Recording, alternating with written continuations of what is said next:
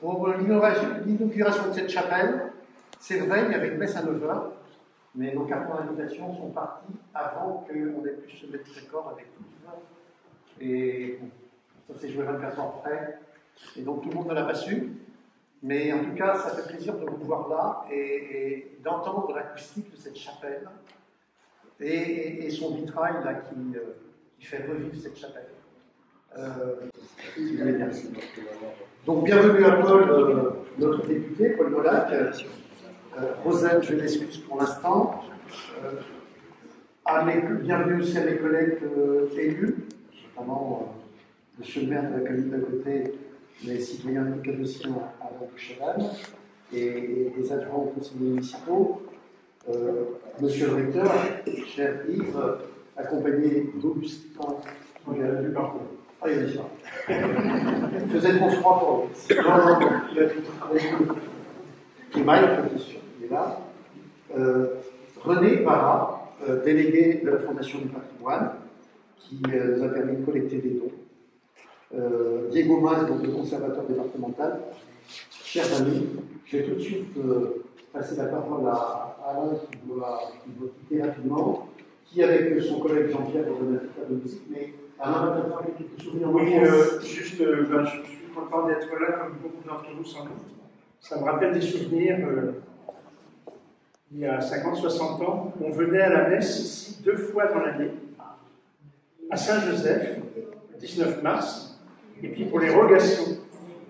Les rogations, vous savez, c'était cette célébration où on bénissait les semailles. Alors les temps ont changé, les dérogations ont remplacé les rogations. La rénovation du patrimoine, ça permet aussi de se rappeler un petit peu les moments qu'on a pu vivre dans nos patrimoines familiaux. Je pense à tous nos parents, là, pour qui la chapelle Saint-Joseph était important. Puis je vois des visages, je me rappelle de nous plus jeunes, où on venait donc à cette célébration. Alors il y avait une chose particulière, on avait le droit d'arriver à l'école en retard ces jours-là. Je me rappelle d'un événement, je ne sais pas si certains l'ont vécu avec moi, il y avait une sœur qui s'appelait Sœur Octavie, qui avait 2 jours. Et un jour, j'ai eu le droit de rentrer à l'école plus tôt avec la Sœur Octavie dans la 2 jours. On n'avait pas besoin de marcher. Je pense à Octavie, on faisait la route ensemble. C'est ce jour-là que j'ai fait 2 jours. Alors, le patrimoine, c'est aussi le patrimoine oral. Et je me suis rappelé d'une chanson que m'avait appris ma maman sur. Je me suis dit qu'il faut qu'on trouve une chanson qui parle de chapelle, une chanson traditionnelle. Et je me suis rappelé d'une chanson que m'avait appris ma maman, que l'on va jouer. Et je regarde Elisabeth parce que c'est une chanson qui fait allusion à un mariage dans une chapelle. À 10 heures dans cette chapelle, la belle n'est plus demoiselle. La belle n'est plus demoiselle depuis longtemps. Maintenant, elle a dit oui à son aimant. Alors, je crois qu'il y a eu un mariage. Effectivement, dans cette chapelle, il y a eu entre 1638 et 1709 12 mariages. Et un seul décès en 1638, qui était l'année de la peste. Donc, c'est ce qu'on retrouve dans les registres paroissiaux. Mais aussi, précédemment, on ne notait pas où enterré, on baptisait les.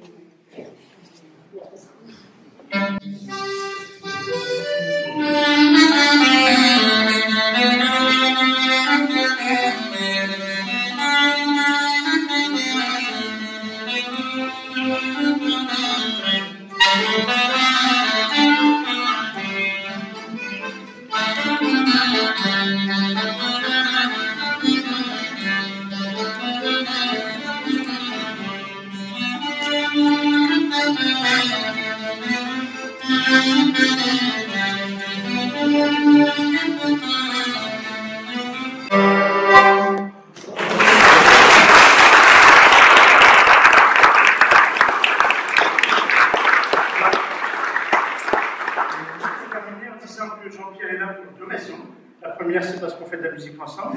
Et la deuxième, c'est parce qu'il a été un éminent ébéniste et qu'il nous a donné des idées. On avait besoin d'idées pour savoir comment on pouvait bien rénover les bancs sans les abîmer, mais en tenant compte de leur leur état, et puis il nous a donné ses conseils. Donc, ils ont été lavés à l'eau chaude à une lessive Saint-Marc et non pas Saint-Joseph, rincés et cirés. Et puis merci donc, à Albert, Louis et tous ceux et toutes celles qui ont œuvré pour qu'on ait des beaux avant. Voilà, merci. Merci à vous.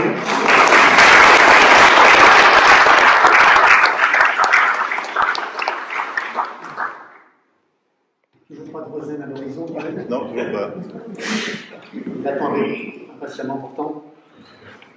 Chers amis, je dois excuser quelques personnes. Je n'excuse pas encore Rosen.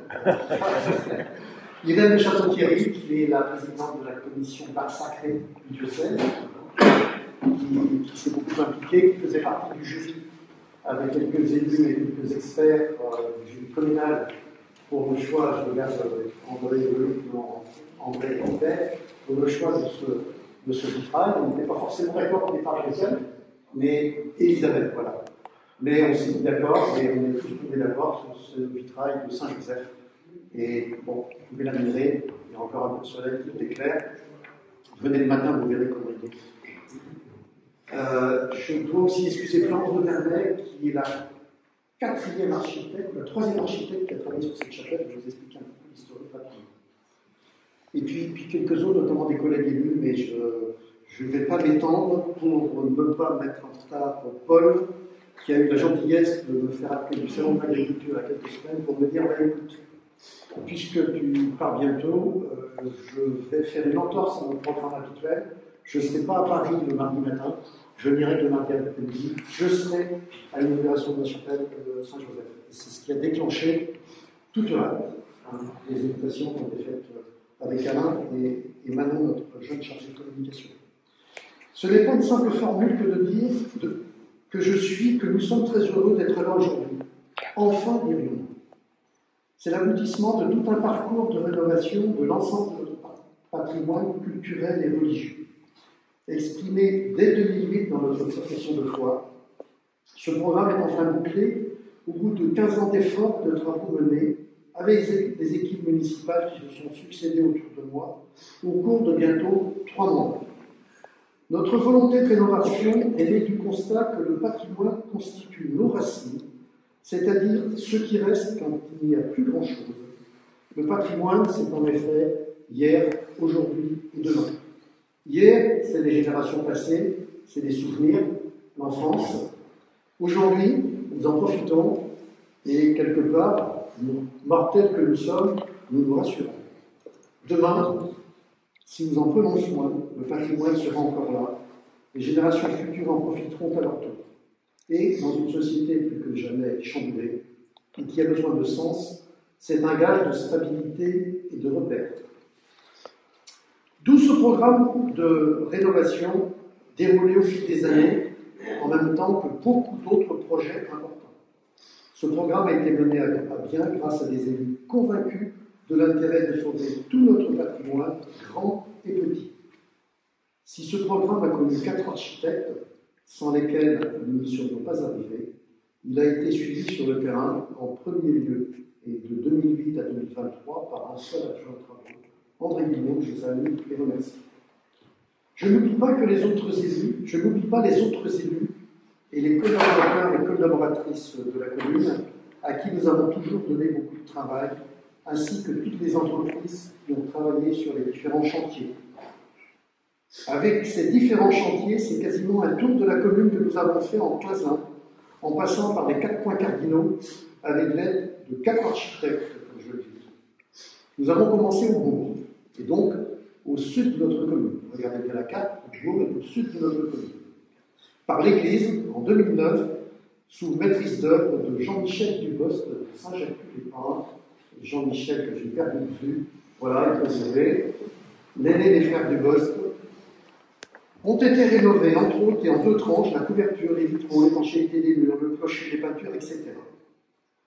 Nous sommes partis ensuite à l'ouest, où on nous réclamait des travaux. Et il y avait une représentante au conseil municipal qui nous rappelait à chaque réunion, elle est présente, bien sûr, à On nous réclamait des travaux justifiés sur la chapelle Saint-Barthélemy au Gorey. Déjà rénové intérieurement avec l'aide de la frérie, nous y avons complètement refait la toiture sous maîtrise d'œuvre de Jean-Michel Dubost et sauvé ainsi définitivement, nous l'espérons, ce bel édifice entouré de son cimetière en activité au milieu de cet écrin de nature si reposée. Nous sommes revenus au bourg pour y rénover le lavoir en boîte délabrement ainsi que les 2 petits jumeaux attenables.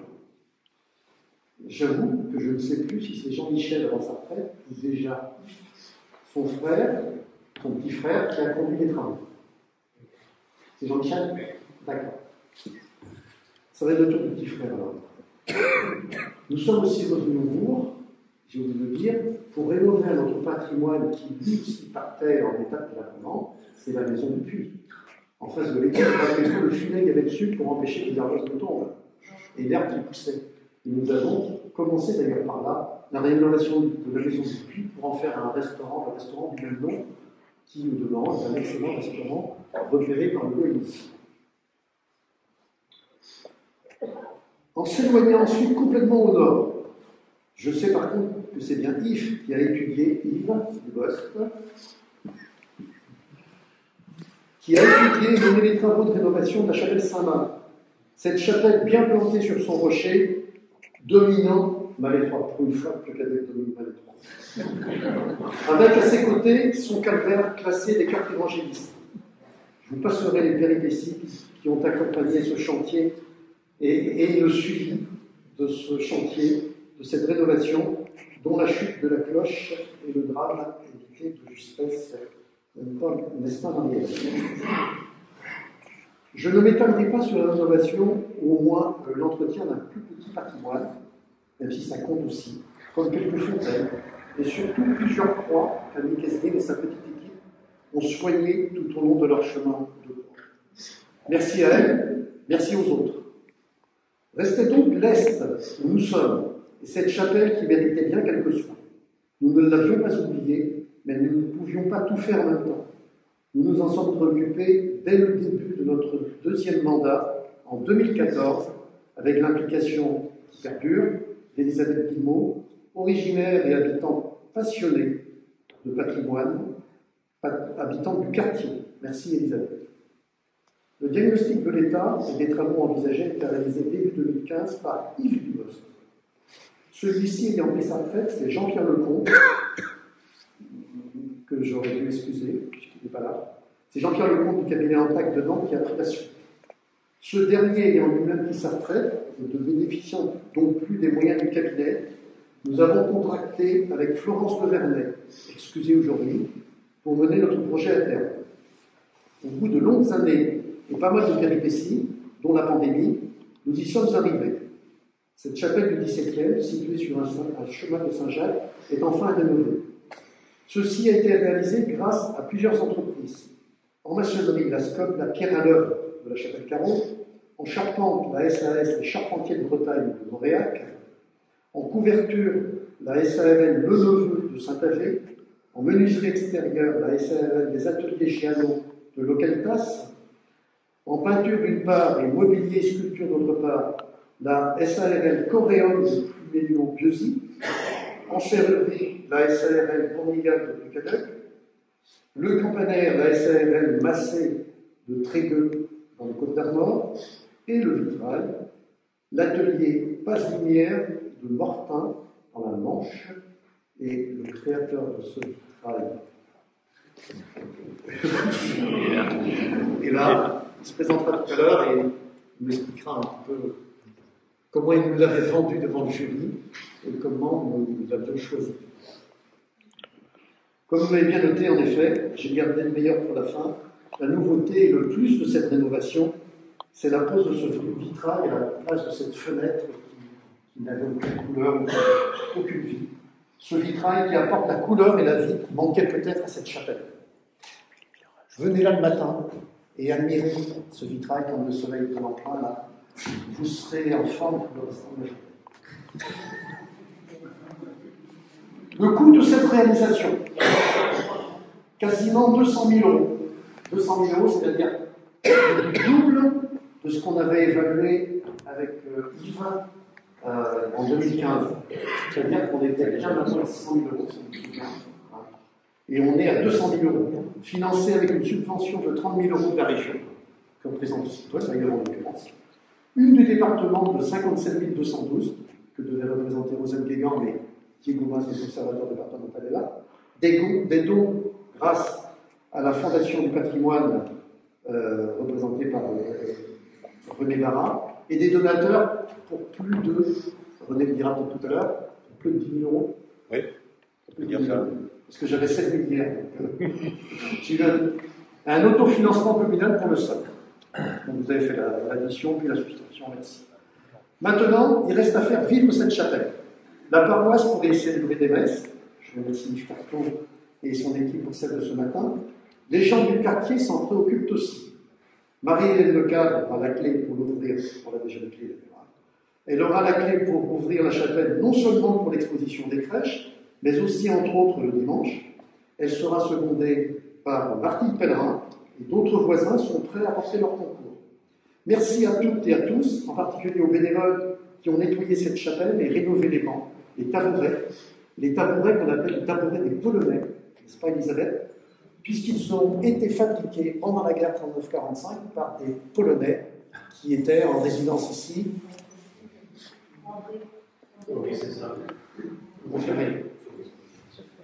Et c'était à l'étage de la maison du gardien. D'accord. Et ils s'étaient retrouvés là comment? Parce qu'ils ne pouvaient pas retourner chez eux, ils étaient retenus. Oui, c'est après. Ça manquait de place. Peut-être le presbytère a été institué en 1941, donc suite à la présence d'un chef militaire polonais, et peut-être que la garnison s'était peut-être déplacée à la suite. Peut-être que c'est ça. D'accord. A priori, quand la Pologne a été envahie et a capitulé rapidement en 1939, donc une partie des forces polonaises qui ont pu s'échapper en fait sont venues en France. En particulier, il y a eu des aviateurs qui pendant la drôle de guerre jusqu'en mai-juin 1940 ont combattu dans les forces françaises. Et il y avait aussi des soldats qui ont dû embarquer, je pense, par la mer Baltique et qui ont fait le tour, ou en tout cas qui sont passés par d'autres moyens, parce que la Pologne et la France, c'est pas vraiment proche, et qui ont fait partie de troupes qui ont été stationnées ici donc pendant la drôle de guerre, et qui ensuite ont pris le bateau pour passer en Grande-Bretagne, où il y a eu des brigades polonaises, par exemple, il y avait une brigade aéroportée qui a connu son heure de gloire lors du saut sur Arnhem en 1944, par exemple. Donc ils ont continué la guerre après avec les Britanniques. Donc c'est bien les tabourets des Polonais. En conclusion, bienvenue Rosane. Je pense que c'était 10 heures, je m'excuse. En conclusion, je formulerai un vœu, que cette chapelle reste longtemps sur son promontoire, le phare, le repère de tout ce quartier, de toute cette vallée, de notre commune. Et bonne fête au Joseph, Joséphine, ça me fait un moment, et autres Marie-Joseph. Merci à vous.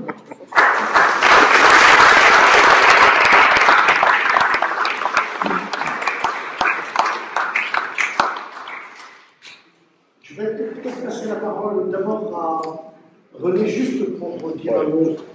Oui, juste. Pas un discours. Non. Oui. Mesdames, Messieurs, bonjour. Je suis délégué local de la Fondation du patrimoine pour le secteur Oustia-Procélian. Et effectivement, on a démarré cette collecte, ça fait bien 2-3 ans. Le montant est effectivement un peu supérieur à 10 000 euros. Il y a une bonne vingtaine de donateurs qui ont participé au financement des travaux. La souscription va se terminer dans les jours qui viennent, puisque le secrétariat de la mairie vient d'envoyer les dernières factures acquittées, je crois, pour l'ensemble des travaux. Donc si certains sont encore pressés de faire un don, je pense que dans la 8-15aine, c'est encore possible, qui sera défiscalisable. On ne peut pas faire de de calcul mathématique là, donc, pour le moment. 2 tiers. Apparemment, après ce que tu as dit, il n'y a plus de travaux, il n'y a plus besoin de la fondation du patrimoine sur le Canal, tout le patrimoine a été restauré. Oh, c'est bien. Félicitations. On en trouvera toujours, enfin, nous en trouverons toujours quelques patrimoines à rénover. Ah oui, il y a vraiment une belle ruine là. Encore à restaurer. Parce que tu peux le dire, c'est des bâtiments publics, mais ça peut être aussi des bâtiments privés. Effectivement, puisque le Conseil général est là, on vient de signer Départemental. Qui fait comment Départemental. Départemental, oui. Bon, je sais plus où j'arrive. J'arrive de Monteuf, hein, c'est bon. C'est toujours dans le département. Donc une convention, je crois, qui est assez exceptionnelle en France, fait que le département finance pour ce qu'on appelle les labels, donc là des propriétés privées, mais qui peuvent être aussi des fours, des puits, des moulins, ce qu'on appelle petit patrimoine, et des longères, des bâtiments avec un caractère patrimonial. Donc finance 18% du montant des travaux, dans la plupart des cas, après soumission du dossier à l'architecte des bâtiments de France et faire un travail dans les règles de l'art. Bon, sinon, vous avez un site internet, Fondation du patrimoine, où vous trouvez tous les renseignements. Et puis, sur des monuments en péril, là intervient la fondation Stéphane Bern, qui peut octroyer des montants relativement importants. Mais bon, la sélection est difficile, puisque malheureusement, les candidatures à la restauration du patrimoine en France sont nombreuses. On essaie de répartir par département, en fonction du type d'activité, le patrimoine religieux, le patrimoine maritime, et maintenant la nature, la biodiversité. Donc là, ce sont des chèques plus importants, mais généralement pour des travaux qui sont aussi importants. Et dans le coin, je crois que le dernier, c'est le manoir des Fougerets, où pour, je crois, 1 million de travaux, il y a une subvention de 300 000 €. Donc, pour un particulier. Mais qu'il y ait du patrimoine visible, accessible également. Merci. Bonne journée.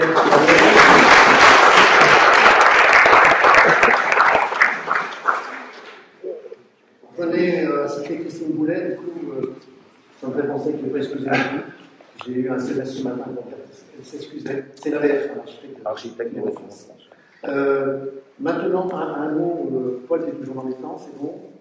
Un mot peut-être de l'artiste, ou alors Diego qui oui. Avant Roselle, mais un mot Si, plus d'expert. Je ne ferai que le volet. Je ne doute pas, Diego. Non, je suis désolé, je vais commencer par faire mentir monsieur le maire, parce que la chapelle n'était pas 17e, elle est bien plus ancienne. Elle est du début du 16e siècle, et ça, c'est une datation que je viens de faire il n'y a pas très longtemps. Oui, parce qu'on a un document qui nous dit 17e, n'est-ce pas, Elisabeth? En fin de compte, je suis passé il y a une dizaine de jours, effectivement, revoir cet édifice que j'avais vu il y a très longtemps, mais l'avantage de la restauration, c'est que ça a permis de regarder à nouveau de manière plus claire, et notamment quelque chose qui est assez spécifique, c'est votre vitrail. Alors, c'est pas le vitrail qui vient de se réaliser, c'est ce qu'on appelle le remplage. Ce sont des éléments de pierre qui avaient été bouchés en partie supérieure, et quand vous faites attention, la partie supérieure représente une fleur de lys, finalement. Les 3 pétales d'une fleur de lys. Et quand vous prenez l'ensemble de l'édifice, aux 4 coins de l'édifice, à la base, ce qu'on appelle la chevronnière, vous avez également des fleurs de lys. Ça, c'est simplement le symbole de la justice royale, parce qu'on est sur un siège. La prévôté, en fin de compte, s'appelle, c'est le siège du prévôt. Et en fin de compte, on a un manoir dès le XVIe siècle qui est attesté dans les textes. Le manoir, en fin de compte, c'est le bâtiment qui est à côté. Le manoir actuel a été seulement construit au XXe siècle. Donc on était sur un siège de justice, un siège de résidence du prévôt, notamment pour une juridiction qui s'appelait la juridiction de Rohan-Poulu. Ce sont les arbres de cette famille-là que nous avons, effectivement, en alliance avec Adelise de Juc, qui était bénéficiaire de ce domaine, dont les arbres sont de l'autre côté. Donc il faut imaginer que la propriétaire Adelise de Juc, qui est une famille assez importante, avait son entrée privative qui date du tout début du XVIe siècle de ce côté-là, et que les personnes rentraient dans la chapelle de l'autre côté, et avaient les arbres de son mari, François de Rohan-Poulu. Voilà, on a tous les éléments héraldiques. Je vais l'écrire, ça. je vais écrire pour les documents. Mais en tout cas, on est sur quelque chose de très intéressant, et notamment cette justice se partageait entre ici et l'autre château qui était celui des Beauchais, la Morinais. Et une année sur deux, la justice était partagée. Donc on est à la fois sur un lieu de religion et aussi un lieu de justice, en tout cas un édifice qui est très très intéressant, qu'il faudra désormais expliquer au public, maintenant qu'il est superbement restauré. Merci.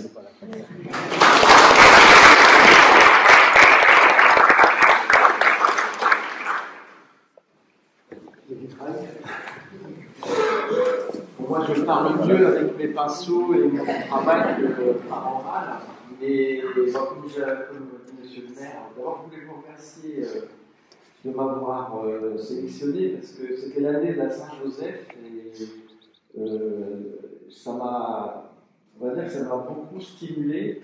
Et aussi, dans le cadre un peu de ce que vous avez dit tout à l'heure, ça me touche beaucoup aussi ce côté transmission patrimoniale et de faire vivre un lieu voilà, qui est ancien et de le transmettre. Et donc j'ai repris un peu dans mon travail cette idée avec Saint-Joseph qui lui-même a été investi de façon spirituelle de tout ce que Jésus a appris, il a appris de Saint-Joseph. Donc je pense que ça a du sens aussi pour nous, c'est-à-dire qu'on a aussi nous voilà, pour les générations futures une mission de transmission. Et c'est ce qu'on fait aussi en créant un vitrail contemporain, pour montrer que la culture, la foi, la spiritualité aussi se transmet aujourd'hui. C'est pas uniquement quelque chose d'ancien, parce que dans beaucoup de vitrail, par exemple, c'est très connoté religieux, mais ça a aussi une vie contemporaine. Enfin, on peut faire des choses. Donc, j'espère que la facture du vitrail est à la fois quelque chose qui peut faire penser à des vitraux anciens par la figuration, mais aussi une expression plus contemporaine. Voilà. Donc, je sais pas si peut-être vous avez des questions, parce que moi, ça me paraît tellement évident ce que j'ai fait, je ne sais pas tout en parler en fait. J'ai essayé de garder aussi, c'était un peu un impératif, parce que c'est la seule source de lumière, donc vous voyez qu'il y a des grandes plages qui sont très claires pour que la chapelle garde sa luminosité. J'ai mis aussi un peu de couleur pour que voilà, on puisse profiter aussi de la matière du vert de couleur qui est toujours quelque chose qui séduit quand on voit un vitrail, qui vit avec la lumière. Justement, je me rappelle, quand vous avez parlé du choix des couleurs, oui, avec la signification de chacune. Oui, ben, il y a des couleurs, donc j'ai les trois couleurs primaires, hein, ça fait un peu couleur trinitaire. La couleur du centre qui est jaune, c'est vraiment la couleur de la gloire, un peu comme on a fait les auréoles des saints, souvent, ça c'est pas des auréoles en tant que telles, mais voilà, c'est un peu cette présence de Dieu qui est manifestée par le jaune, qui est en haut aussi la colombe qui descend du ciel, donc le bleu, et le rouge qui répond en vêtements de Jésus-Christ. Enfin, Jésus, c'est aussi la passion, parce que voilà, c'est le côté à la fois passion, gloire, et puis le bleu, c'est le ciel, c'est l'espérance. Bon, c'est symbolique, hein, ça, on retrouve des couleurs hein, dans l'écharpe du maire. Hein.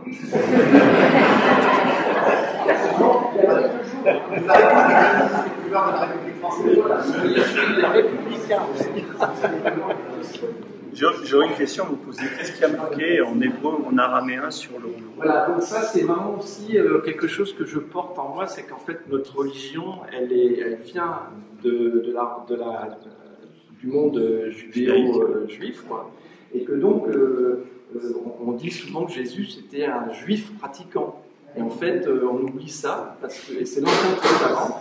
Et donc, en fait, le rouleau, c'est ce qu'on appelle le rouleau de la Torah. C'est donc toute l'histoire, tout le Pentateuque, les Écritures.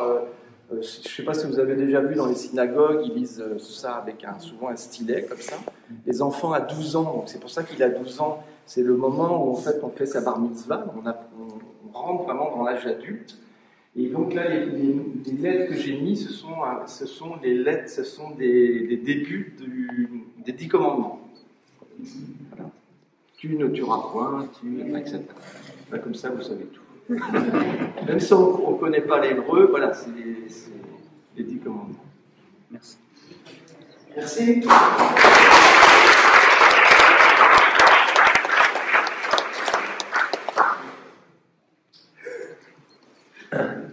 Alors déjà, pour commencer, je me prie de m'excuser de mon retard, un petit décalage dans mon agenda. Je remercie M. le maire de m'avoir convié à cette inauguration. Je suis ravie d'être présente ici parmi vous. J'excuse David Lapartière, président du conseil départemental, qui ne pouvait pas être présent, mais qui m'a demandé de le représenter aujourd'hui et qui vous transmet ses chaleureuses salutations. Moi, j'ai juste quelques notes pour vous rappeler combien la valorisation du patrimoine morbihanais constitue l'un des engagements majeurs du département. Du château classé monument historique à la modeste statue, le conseil départemental consacre des moyens importants à tout ce qui est restauration, entretien et valorisation de ces édifices et de ces objets. Pour rappeler, notre département est l'un des premiers départements français en nombre d'édifices protégés au titre des monuments historiques, avec près de 1000 sites et monuments recensés, et des églises et des chapelles jalonnent le territoire et renferment une richesse mobilière inestimable, que ce soit les tableaux, les statues, les notables, etc. Ma présence aujourd'hui, ici à la chapelle de Saint-Joseph, à Plecadeux, qui est la concrétisation de la mise en œuvre de la politique départementale en faveur du patrimoine. Le département accompagne la valorisation du patrimoine classé, mais également non classé, parce que c'est important de préserver tout le patrimoine morbihanais. Donc sur cette opération, je ne sais pas, malheureusement, si M. a parlé des aspects financiers des choses. Je n'ai pas oublié. Mais c'est vrai, le département du Morbihan est intervenu à deux reprises sur un dispositif qui existait avant 2016 à hauteur de 42 444 €. En 2021, on a fait évoluer les dispositifs pour apporter encore un peu plus notre aide au patrimoine morbihanais. Et donc, sur le dispositif 2021, il y a également 15 000 €. Et là, c'était surtout ce qui était retard. D'accord, 57 000 €. Voilà. Donc, je ne serai pas plus longue. Il y a déjà eu beaucoup d'interventions. Donc, je dis bravo à ce qui a été fait. Bravo pour la valorisation du patrimoine et tout ce que tu as pu apporter à tout ça.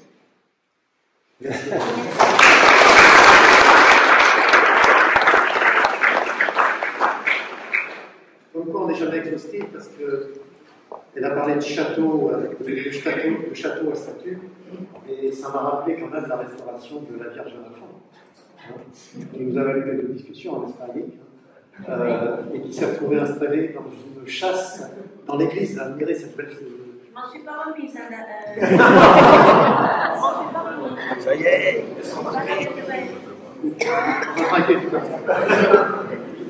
Voilà. Oui, donc bonjour à tous et à toutes. On profite effectivement de l'acoustique, on n'a pas besoin de sono ou de quoi que ce soit de ce type-là. Donc, je représente aussi la région aujourd'hui avec Louis Girard, le président. Donc, on participe également à un certain nombre de dispositifs pour le patrimoine globalement, et en particulier les maisons classées, par exemple, parce que celle-là, c'est compliqué. Il y a beaucoup d'aides, mais il faut faire selon un cahier des charges qui est très très lourd, et pour les propriétaires, c'est pas toujours très facile. Alors, vous avez effectivement une chapelle ici qui est dans un second cadre. Il suffit de regarder le paysage sur une hauteur. Je pense que... Alors évidemment, il y a une porte d'entrée qui est gothique flamboyant, donc 16e siècle, 15e, 16e siècle. Mais la porte qui est là, à mon avis, elle est bien avant. Parce que ça me paraît être un gothique, mais un gothique qui me paraît plus primitif, plutôt 13e, 14e. Donc, alors je ne sais pas ce qu'en pense le spécialiste, mais... ça se discute entre début Renaissance et gothique, effectivement. Voilà, c'est ça. Alors, on était au 17e, on est descendu au 16e. Ça peut être un réemploi. Ça peut être aussi une chapelle qui, à un moment donné, va tomber et va être refaite ensuite. Mais ce que vous avez là, c'est vraiment du gothique flamboyant. Donc, 15e, 16e, en fait, c'est la période où vous allez avoir le traité d'union entre la Bretagne et la France. Donc, et où la Bretagne va perdre son indépendance et rentrer comme une province, avec une large autonomie d'ailleurs, jusqu'en 1789, dans l'ensemble français. Donc, voilà. Et une époque, quand ça a été construit ici, en fait, la langue qu'on parlait, c'était le breton ici. Je dis ça parce que certains me pourraient me dire qu'on n'a jamais parlé breton ici. Si, mais bon, il y a un certain temps. Et donc, et d'ailleurs, le nom de la commune, le Cadel, on peut faire beaucoup plus breton que le Cadel.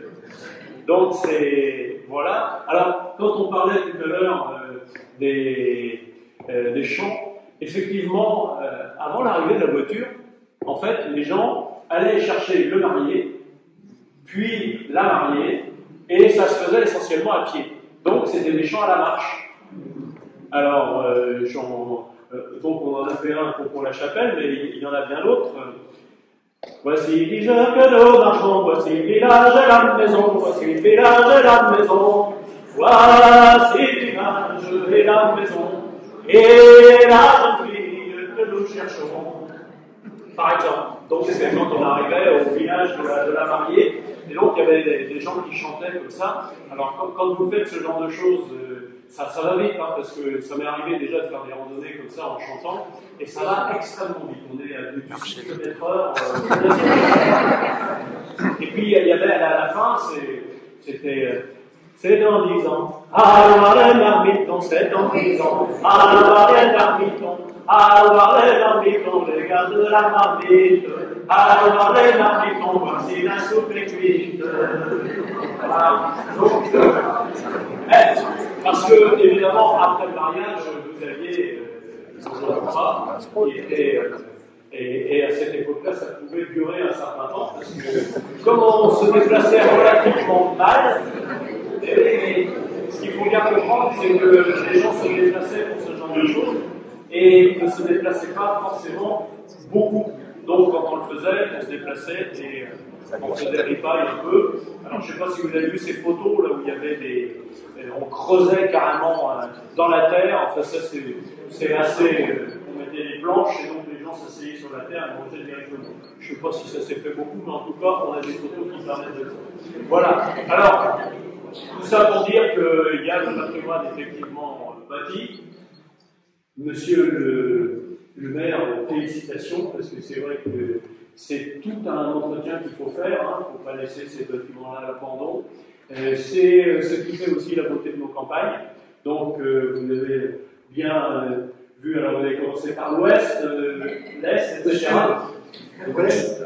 Le sud, voilà. Et donc, c'est le nord. C'est effectivement du travail. Alors, c'est aussi un aspect social très, très important parce que souvent, vous avez des associations qui s'occupent des chapelles, font des fêtes. Ça participe aussi au bien-être et à la convivialité. Il y en a énormément. Et puis, il y a évidemment ce lien que nous avons avec les municipalités qui s'occupent du patrimoine. Et bon, nous, on essaye de les aider, évidemment, du mieux qu'on peut, mais s'il n'y avait pas cette initiative locale, je crois qu'il n'y a pas grand-chose qui se fera. Donc, bravo à tous pour ce patrimoine, et puis évidemment, maintenant, faites-le vivre. Donc, ça veut dire qu'il faut que la chapelle aussi soit ouverte pour que les gens puissent rentrer, et puis, et on espère, évidemment, que, alors, fixez bien les statuts quand même, parce qu'il arrive que quelques-uns aient des idées pas trop claires. C'est le moins qu'on puisse dire. Voilà, bravo à tous et merci. Merci.